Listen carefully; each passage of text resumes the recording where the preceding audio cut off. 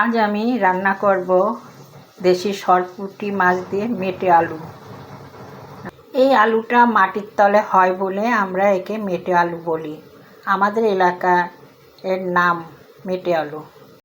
মশলাগুলো ভালোভাবে কষানোর পর আমি এর মধ্যে দিয়ে দেব বড় সরপুঁটি মাছ।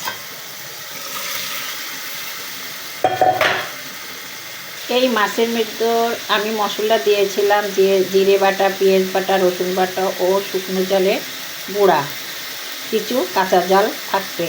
মাছটা ভালোভাবে কষানো হয়ে গেছে, এবারে আমি নামিয়ে রাখি। মশলার মধ্যে দিয়ে দিলাম সেই মেটে আলুগুলো, এটাও ভালোভাবে কষিয়ে নেব।